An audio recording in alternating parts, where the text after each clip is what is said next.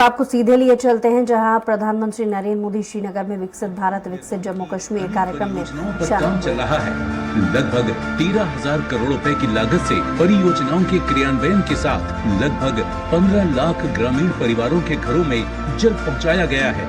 पिछले 5 वर्षों में लगभग 5,000 करोड़ रुपए के निवेश से जम्मू कश्मीर की अर्थव्यवस्था को एक नई उड़ान मिली है और लगभग 5 लाख युवाओं को रोजगार मिला है।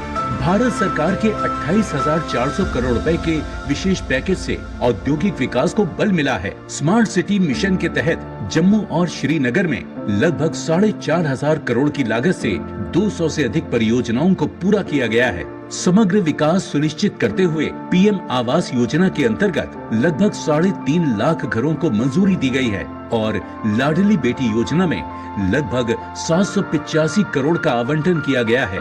आज जम्मू और कश्मीर में लगभग 47,000 लखपति दीदियां हैं, जो महिला सशक्तिकरण का प्रत्यक्ष उदाहरण है। जम्मू कश्मीर में पिछले 4 वर्षों में लगभग 35,000 व्यक्तियों को पारदर्शी तरीके से सरकारी नौकरी दी गई है। माननीय प्रधानमंत्री जी के डिजिटल इंडिया के सपने को पूरा करते हुए जम्मू कश्मीर में आज देश में सबसे अधिक 1,120 ऑनलाइन सेवाएं प्रदान की जा रही हैं। 25,000 से अधिक खिलाड़ियों ने राष्ट्रीय और अंतर्राष्ट्रीय स्तर पर खेल प्रतियोगिताओं में भाग लेते हुए परचम लहराया है। गुलमर्ग में लगातार चौथे वर्ष राष्ट्रीय विंटर गेम्स के आयोजन के साथ साथ जम्मू कश्मीर देश का विंटर स्पोर्ट्स कैपिटल बन गया है। माननीय प्रधानमंत्री श्री नरेंद्र मोदी जी की प्रेरणा से जम्मू कश्मीर आज एक नई सोच और नई रफ्तार के साथ नित्य नए आयाम हासिल कर रहा है।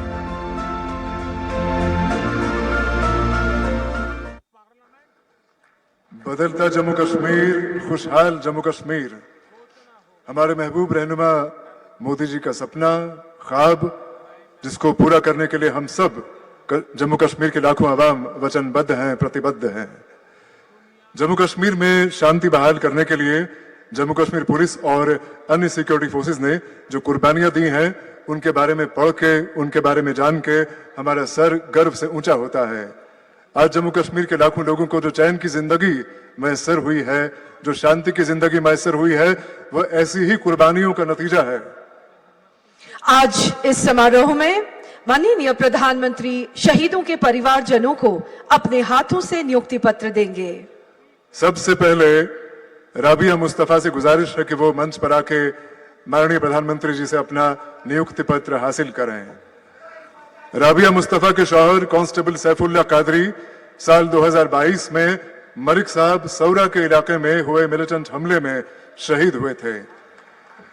यहां यह बताना जरूरी है कि कांस्टेबल सैफुल्लाह कादरी को 2023 में शौर्य चक्र से नवाजा गया।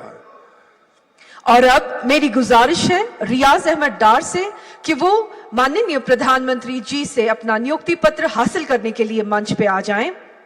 रियाज अहमद डार के भाई एसपीओ जावेद अहमद डार 2022 में पुलवामा जिले के पिंगलना इलाके में हुए मिलिटेंट हमले में शहीद हुए।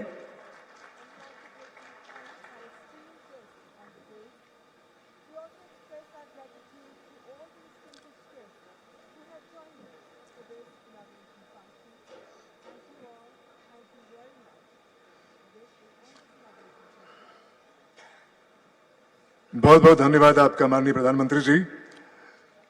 माननीय प्रधानमंत्री जी की सरकार ने पिछले 10 साल के दौरान रोजगार के अनगिनत रास्ते खोले हैं। आज फिर एक बार माननीय प्रधानमंत्री श्री नरेंद्र मोदी जी के आशीर्वाद से जम्मू कश्मीर के 1,041 नौजवानों को रोजगार मिल रहा है। मेरी गुजारिश है माननीय प्रधानमंत्री जी से कि वो अपने हाथों से ऐसे 2 नौजवानों को एम्प्लॉयमेंट लेटर सौंप दें। सबसे पहले मंच पे आ रही हैं कुलसुम सलाम, माननीय प्रधानमंत्री जी से अपना एम्प्लॉयमेंट लेटर हासिल करने के लिए।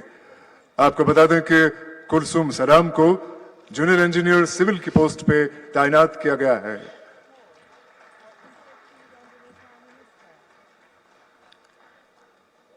और अब मंच पर आएंगे अरुण भगत अपना एम्प्लॉयमेंट लेटर माननीय प्रधानमंत्री जी से हासिल करने के लिए। अरुण भगत को भी जूनियर इंजीनियर सिविल के पोस्ट पर तैनात किया जा रहा है।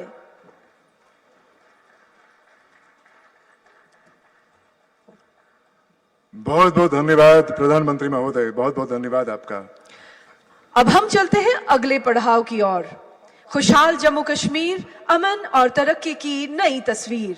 जैसा कि आप जानते हैं, जम्मू कश्मीर सरकार ने पिछले चंद वर्षों के दौरान कई ऐसे कदम उठाए हैं जिनसे लोगों की जिंदगी का मेयार ऊंचा हुआ है और वो बेहतरी और खूबसूरती की नई राहों से परिचित हुए हैं।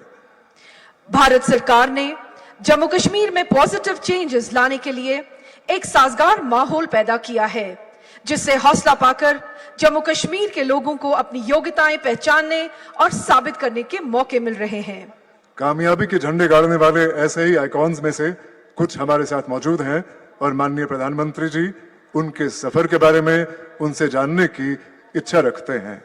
आपको बता दें कि माननीय प्रधानमंत्री के आशीर्वाद से संभव इस समारोह में यहां मौजूद लोगों के अलावा जम्मू कश्मीर के 285 ब्लॉक्स और 80 अर्बन लोकल बॉडीज से लगभग 1,20,000 लोग मौजूद हैं। सबसे पहले हमारे साथ जुड़ रहे हैं जनूबी कश्मीर के पुलवामा जिले के नाजिम नजीर। नाजिम नजीर अभी यहाँ बजाते खुद स्टेडियम में मौजूद हैं। नाजिम नजीर का ताल्लुक पुलवामा जिले के सांबूरा गांव से है। नाजिम नजीर ने बी कीपिंग के शोबे में जो कर दिखाया है वो हजारों और नौजवानों के लिए प्रेरणा का स्रोत है। प्रधानमंत्री महोदय नाजिम से बात करेंगे। मेरा नाम नाजिम नजीर है। मैं पुलवामा के सांबूरा। नाजिम नाजिम जी, जी सर। किस तरफ? हाँ बताइए। जी सर। हाँ नाजिम, मेरा नाम नाजिम नजीर है। मैं पुलवामा के सांबूरा गांव का रहने वाला हूं। मेरी जर्नी स्टार्ट हुई 2018 में। मैंने अपने घर के छत पे 2 मधुमक्खी के बक्से रखे थे और मैं उस टाइम पे 10वीं जमात में पढ़ता था। मैं अक्सर स्कूल से आके छत के ऊपर जाता था और उनका केयर करता था। धीरे धीरे करके मैंने इंटरनेट पे जाके उनके बारे में पढ़ा और जब 2018 पास हुआ, 2019 में मैंने सोचा कि इन 2 बक्सों को मैं कैसे बढ़ाऊं। तो मैं सरकार के पास गया। मुझे उस टाइम पे 50% की सब्सिडी पे मुझे 25 बॉक्स मिले और 25 बॉक्स मिलने के बाद मैंने पहली उससे एक्सट्रैक्शन की ऑलमोस्ट 75 केजी। जब मैंने वो 75 केजी एक्सट्रैक्ट किए, मैं उस टाइम पे इतना डेवलप नहीं था। मैं अपना शहद ड्यू बोतल में भर के गांव में बेचता था। उस टाइम पे मेरी पहली आमदनी थी 60,000 रुपए। जिस टाइम पे मुझे ये 60,000 रुपए मिले, मेरे घर वाले भी बहुत खुश हो गए। मैं भी मोटिवेशन से फुल ऑफ पावर हो गया कि मुझे 60,000 रुपए मिले। और धीरे धीरे करके ये सफर मैंने सर आगे लिया और धीरे धीरे करके मैंने 200 बॉक्स अपना कायम किए। वो 200 बॉक्स कैसे हो गए? मैंने उस टाइम पे एक सहारा लिया PMEGP का। PMEGP के तौर मुझे 5 लाख रुपए मिले और मैंने अपना एक कारोबार बढ़ाया। और 2020 में मैंने सर अपनी वेबसाइट खोली और वेबसाइट खोलने के बाद धीरे धीरे मेरा एक बड़ा ब्रांड बन गया। और ब्रांड बनने के बाद हमने ऑनलाइन हजारों केजीज के शहद बेचे। मेरी वेबसाइट पे 2023 में 5,000 केजी शहद बिके हैं। और धीरे धीरे करके ये सफर आगे बढ़ा सर। मैंने 2000 मधुमक्खी के बक्से बना लिए और मेरे साथ मैंने अकेला ही काम नहीं किया। मैंने सोचा खुद ही मैं अपना बेनिफिट नहीं लूंगा, मैं और को बढ़ावा दूंगा, अपनी यूथ को इसके साथ जोड़ूंगा। धीरे धीरे करके मेरे साथ लगभग 100 बंदे सर जुड़ गए जो ये मधुमक्खी का काम करते हैं। 100 जोड़ने के बाद धीरे धीरे मैं सर आगे बढ़ा और 2023 में मुझे सर FPO मिला। और FPO के मिलने के बाद अब हमारे पास सर कोई टेंशन ही नहीं।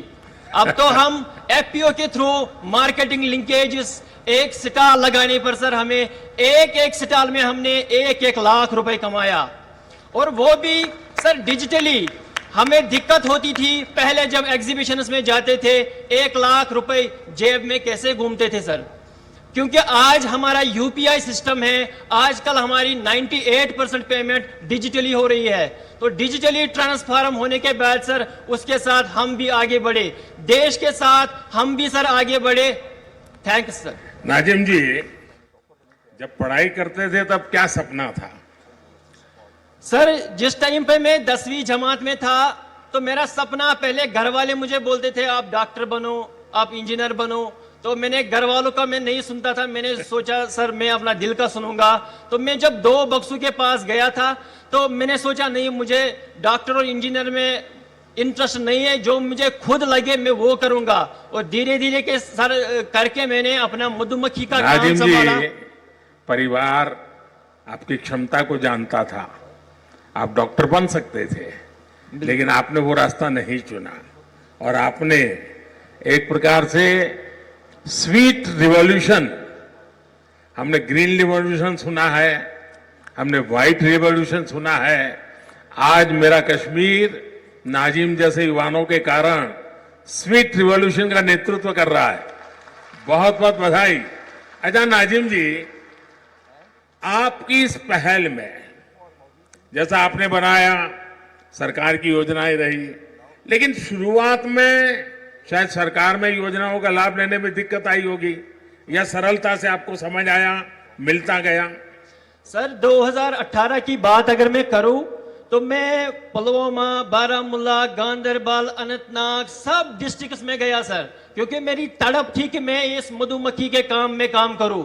मगर कहीं पे मुझे उस टाइम पे सपोर्ट नहीं मिला। मैं एक एक बंदे के पास गया, लास्ट में डिपार्टमेंट ऑफ एग्रीकल्चर के पास गया और उन्होंने मेरा हाथ थाम दिया और सफर आगे बढ़ता रहा। नाजिम जी, देखिए मधुमक्खी का ये व्यवसाय जो बिल्कुल नया क्षेत्र होता है और आप बहुत आसानी से कर सकते हैं, और उसके कारण फसल को भी बहुत फायदा होता है। यानी मधुमक्खी एक प्रकार के आपका फार्म लेबरर के रूप में भी काम करती है। तो आपके मधुमक्खी के इस काम के कारण किसानों को समझ आ रहा है कि आप उनकी भी मदद कर रहे हैं। सर बिल्कुल, जब भी हम आसपास आज मधुमक्खी डाल रहे हैं, हमारे घर वाले बोल रहे हैं आपको जमीन चाहिए हम दे देंगे, आपको कोई सपोर्ट चाहिए हम दे देंगे। आपका ही फायदा नहीं जा रहा है बल्कि हमारा भी फायदा हो रहा है। इसलिए जब भी हम राजस्थान में जा रहे हैं, हम कोटा में जा रहे हैं सर, हम यूपी में जा रहे हैं, वहां हमें जमीन मुफ्त में दिया जाता है ताकि आप यहाँ पे लगाइए, हमारा फसल भी बढ़ेगा, आपकी आमदनी भी बढ़ेगी। नाजिम जी, आप इतना सारा करते हैं, एक सुझाव मैं देता हूं, और आप ऑनलाइन भी करते हैं। सेंट्रल एशिया में जो हनी होता है, उन देशों में हनी, क्योंकि वहां भी ये हिंदू कुश पर्वत है सारे, वहां भी हिमालय की तरह ही सारी पर्वतमालाएं हैं, वहां की हनी का एक प्रकार अलग है, और मैं मानता हूं कि आप ऑनलाइन उसका स्टडी कीजिए। दूसरा, वे लोग अलग अलग टेस्ट के लिए अलग अलग फूलों के बीच में अपनी मधुमक्खी का पालन करते हैं। उसके कारण जो हनी मिलता है, उसकी स्मेल, उसका टेस्ट उस फ्लावर जैसा मिलता है, तो उनको बहुत बड़ा मार्केट मिलता है। मैं चाहूंगा, भारत में भी बहुत प्रयास हो रहे हैं, उत्तराखंड में भी बहुत सफलतापूर्वक प्रयास हुए हैं, और नाजिम जी आपने भी जरूर ऐसा किया होगा।